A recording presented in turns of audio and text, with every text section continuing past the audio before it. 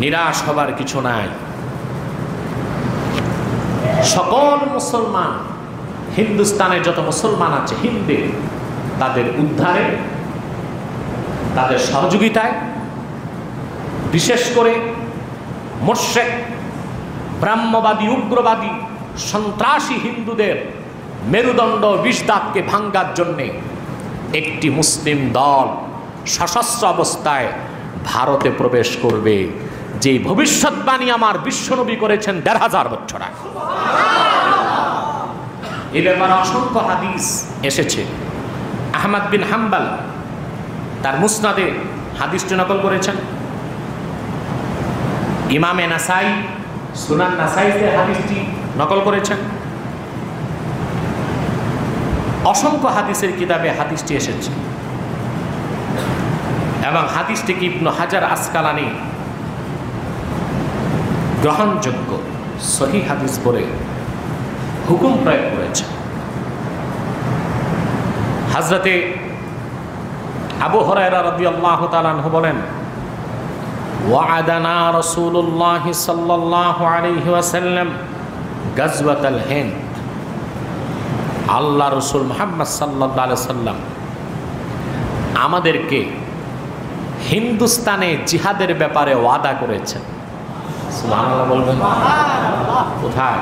হিন্দুস্তানে রাসূলুল্লাহ গাজওয়ায়ে হিন্দের ওয়াদা করেছেন। কি রকম ওয়াদা? যে যারা গাজওয়ায়ে হিন্দ বা হিন্দুস্তানে কাফের মুশরিকদের বিরুদ্ধে যুদ্ধ করবে, আল্লাহ তাআলা তাদেরকে বিনা হিসাবে জান্নাত দিবেন। ইবনে মাজার এক রওয়ায়াতে এসেছে, রাসূলুল্লাহ বলেছেন, বদর যুদ্ধে যারা শহীদ হয়েছে, হিন্দুস্তানের যুদ্ধে যারা শহীদ হবে, সে সমান মর্যাদা আল্লাহ দান করবে। ফাইন আদরাকতুহা উনফিকু ফিহা নাফসি ওয়া মালি। এই বাক্যটিকে অনেক মুহাদ্দিস এবং বিশেষ করে আমিও হযরত আবু হুরায়রার দিকে নিসবত করি। যে কথাটি হযরত আবু হুরায়রার তামান্না, যে আমি যদি সেই যুদ্ধে অংশগ্রহণের সুযোগ পাই, উনফিকু ফিহা নাফসি ওয়া মালি, তাহলে আমি আমার জীবন আর সম্পদ সবকিছু সেই হিন্দুস্তানের যুদ্ধে উৎসর্গ করে দিব। ফাইন উকতাল কুনতু মিন আফজালি শুহাদা। সেই যুদ্ধে যদি আমি শহীদ হই, তা আমি সর্বশ্রেষ্ঠ শহীদদের কাতারে অন্তর্ভুক্ত হয়ে যাব। ওয়া ইন আরজি ফানা আবু হুরায়রাতাল মুহাররাম। আর যদি গাজী হিসেবে ফিরে আসি, শহীদ নাও হই, আল্লাহ পাক চিরকালের জন্য জাহান্নাম থেকে মুক্ত অবস্থায় রাখবেন, আমি আবু হুরায়রাকে। সুবহানাল্লাহ। ওটা গাজওয়ায়ে হিন্দের যুদ্ধ। এরপর হযরত আবু হুরায়রা থেকে আরেকটি বর্ণনা এসেছে।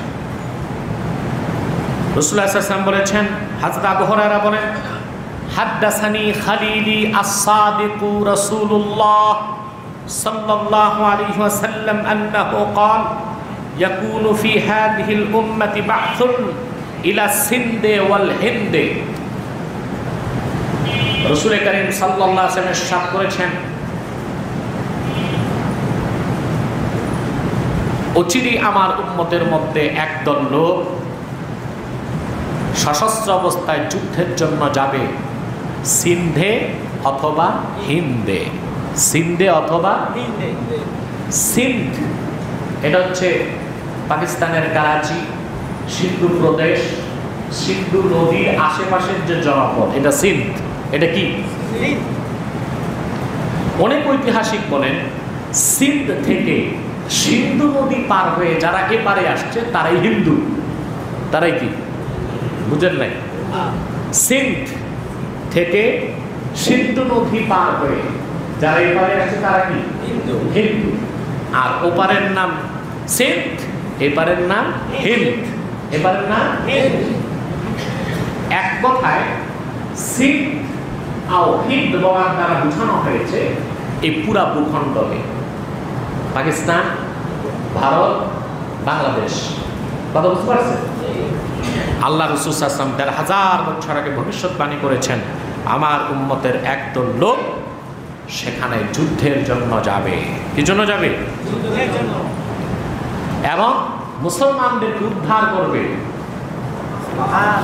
হিন্দের খনিজ সম্পদগুলোকে তারা হস্তগত করবে, আর হিন্দুস্তানের অত্যাচারী মুশরিক শাসকদেরকে শিকলে বন্দি করে টেনে হিচড়ে বাইতুল মুকাদ্দাস পর্যন্ত নিয়ে যাবে।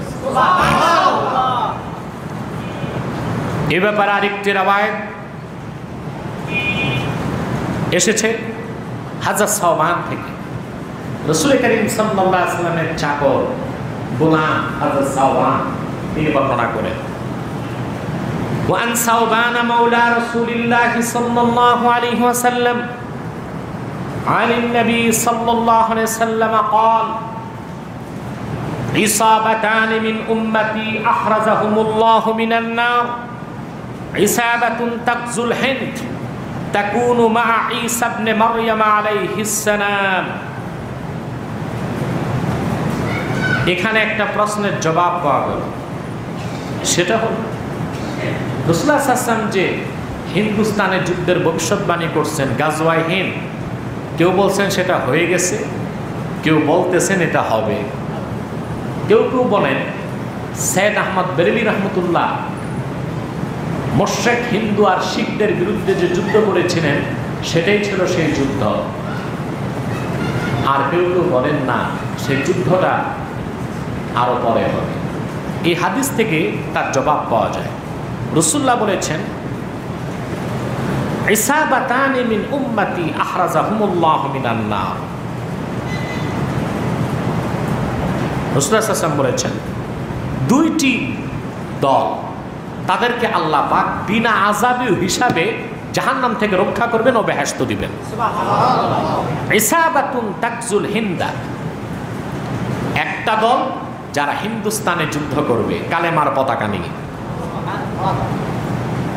তাকুনু মা ঈসা ইবনে মারইয়াম আলাইহিস সালাম, আর এই দলটি দাজ্জালকে হত্যার সময় হযরত ঈসার সাথে তারা সঙ্গী হবে। সুবহানাল্লাহ। তা ঈসা ইবনে মারইয়াম তো আসে নাই, না নামে নাই, নামবে।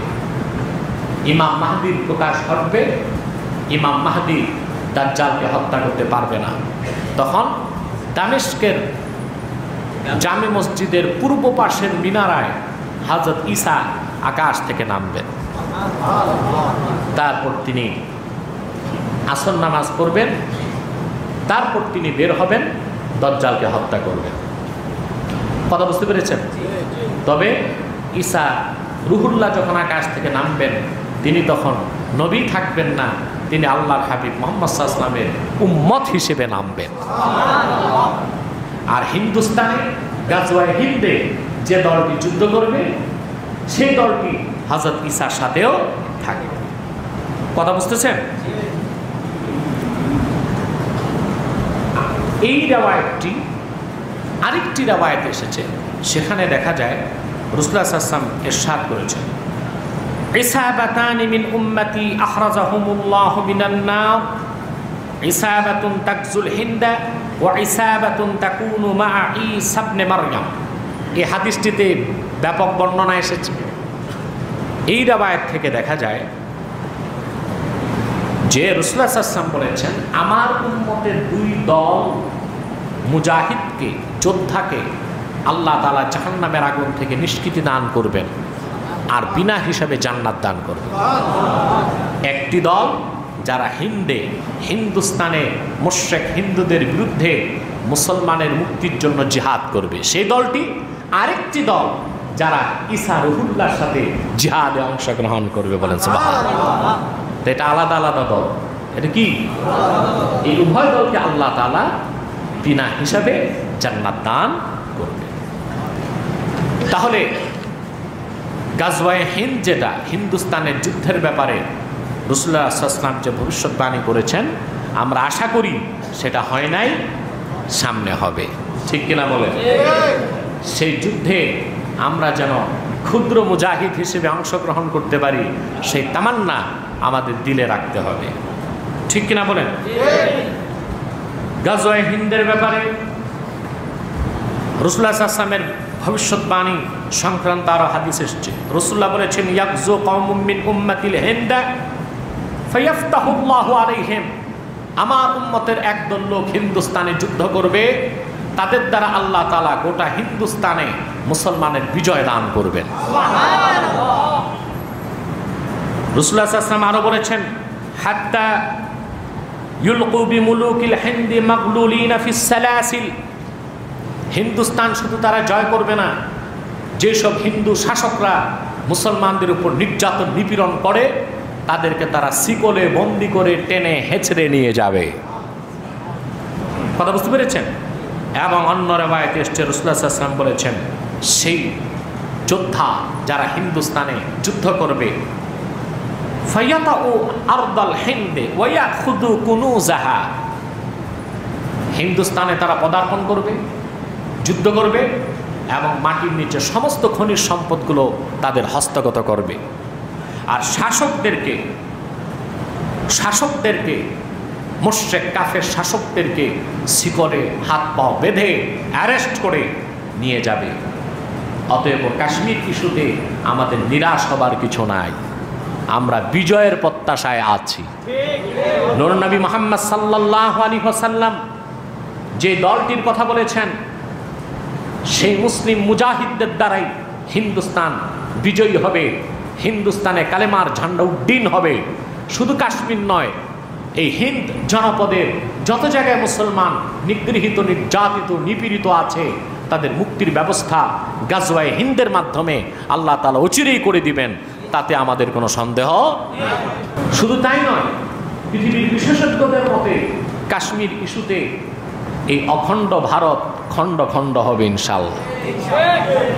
ঠিক কিনা বলেন? ইতিমধ্যে কাশ্মীর যুদ্ধ শুরুর পরে কাশ্মীরের নির্যাতনের শুরুর সাথে সাথে নাগাল্যান্ড, ত্রিপুরা, মিজোরাম, মেঘালয়, 7 সিস্টার 7 রাজ্য ভারতের স্বাধীনতার দাবিতে তাদের নতুন পতাকা তৈরি করে মাঠে নেমেছে। এদিক যদি 7টা আলাদা হয়, ওই দিক কাশ্মীর আলাদা হয়, তারপর আর ভারতের অখণ্ডতা টিকে থাকবে না। গুজরাট স্বাধীন হয়ে যাবে, হায়দ্রাবাদ স্বাধীন হয়ে যাবে। অতএব কাফের মুশরিকদের নির্যাতন নিপীড়ন তার মাত্রা যতই বেশি হোক, বেশি সময় টিকে না। আল্লাহর আযাবে গজবে তাদের অহংকার ও দম্ভ চূর্ণ হয়ে যায়। এবং হিন্দি যুদ্ধের জন্যে আমার নূর নবী মুহাম্মদ সাল্লাল্লাহু আলাইহি ওয়াসাল্লাম 1500 বছর আগে গাজওয়ায়ে হিন্দের ব্যাপারে যে ভবিষ্যৎবাণী করেছেন, সেই ভবিষ্যৎবাণী অক্ষরে অক্ষরে বাস্তবায়িত হবে ইনশাআল্লাহ। সেই প্রতীক্ষায় আমরা রইলাম। পাশাপাশি কাশ্মীরি মুসলমানদের স্বাধীনতার জন্য, মুক্তির জন্যে আমরা দোয়া করব, নৈতিক সমর্থন জ্ঞাপন করব। আমরা যেন ভুলেও সে নির্যাতনকারী মুশরিক ভারতীয়দের পক্ষ না নেই, তাতে আল্লাহ পাক হুঁশিয়ার করে দিয়েছেন, ওমাইয়া তাওয়াল্লা মিনকুম ফাইন্নাহু মিনহুম, যে ব্যক্তি তাদেরকে বন্ধু বানাবে, তাদেরকে পক্ষ নিবে, কাফের মুশরিকদেরকে, সে তাদেরই দলভুক্ত বা জাতির অন্তর